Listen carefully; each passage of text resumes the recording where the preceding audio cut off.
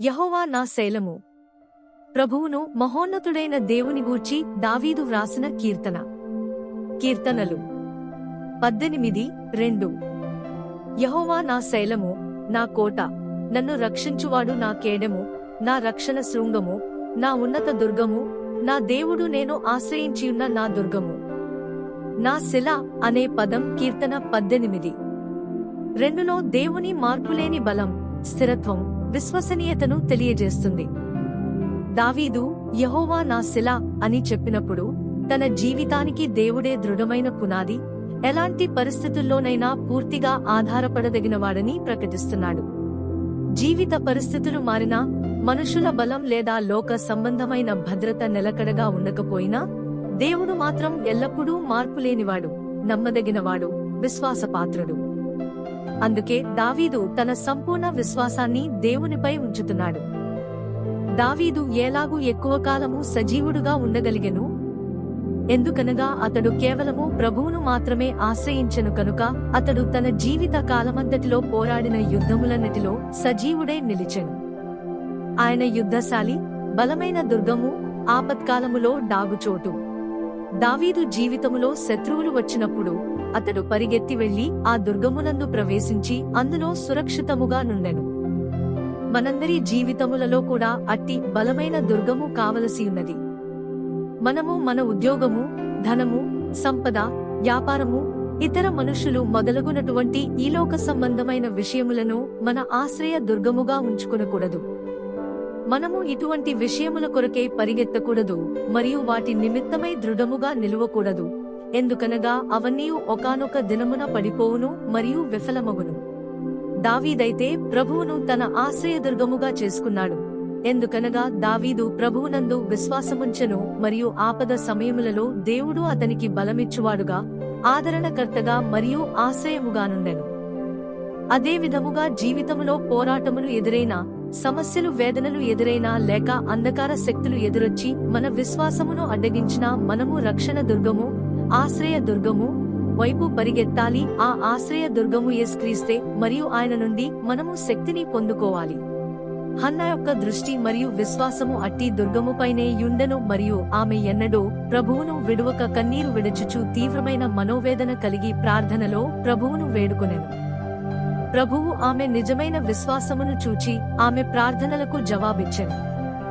మనము కూడా బలము కలిగి తీవ్రమైన మనోవేదన కలిగిన వారమే మన ఆత్మీయ అవసరతల కొరకు, భౌతికమైన అవసరతల కొరకు, నిత్యావసరతల కొరకు, పరిచర్య యొక్క అవసరతల కొరకు ప్రార్థన ద్వారా విశ్వాసముతో ప్రభువును అడగవలెను. హన్నా యొక్క ప్రార్థనను గమనించుడి. యెహోవా వంటి పరిశుద్ధ దేవుడు ఒకడును లేడు, నీవు తప్ప మరి ఏ దేవుడునూ లేడు. మన దేవుని వంటి ఆశ్రయదుర్గమేదీ లేదు. దేవుడు మన ఆశ్రయదుర్గమైతే నిశ్చయముగా ఆయన మన అవసరతలన్నిటినీ తీర్చి మనను సంతృప్తిపరచును.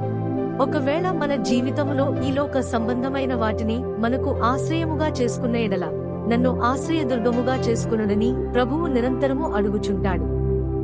అప్పుడు మనము ఆయనను మన ఆశ్రయముగా చేసుకున్న ఎడల మనము బలపరచబడి ఒక కొండవలే మన విశ్వాసము స్థిరపరచబడును.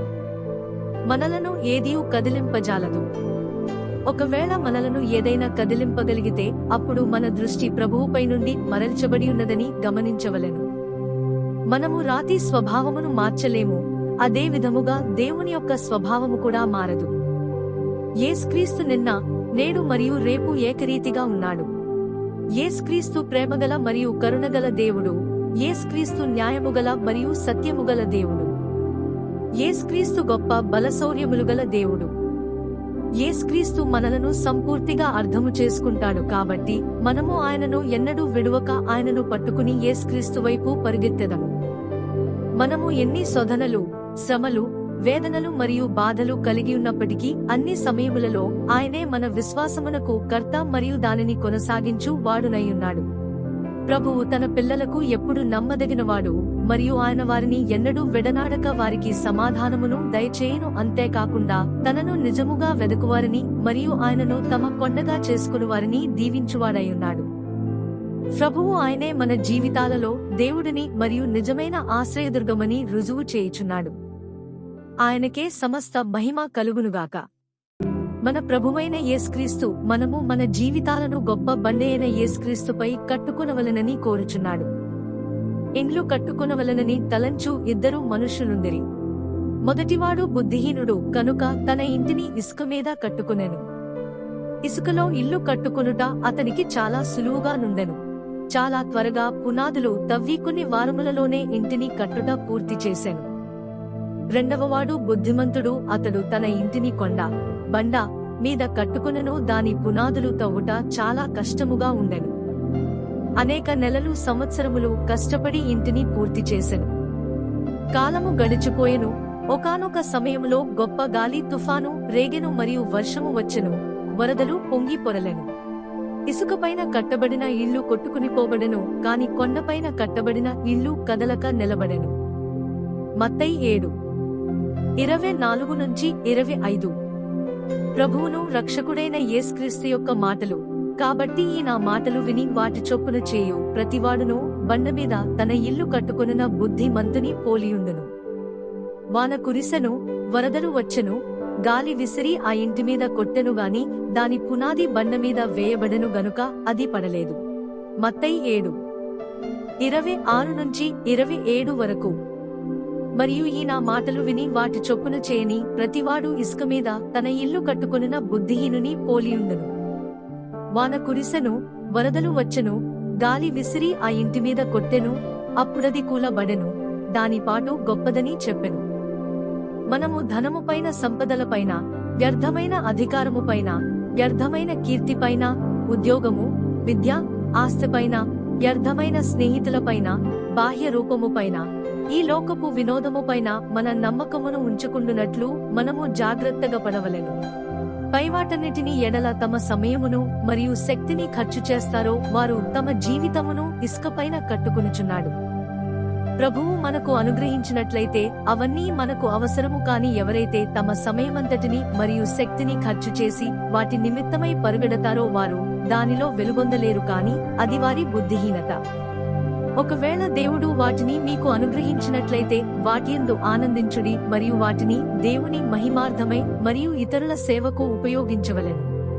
వీటన్నిటికంటే ముఖ్యముగా యేసుక్రీస్తును అనుసరించవలెను మరియు దేవుని యొక్క వాక్యము మీ జీవితమును కట్టుటకు అనుమతించవలెను.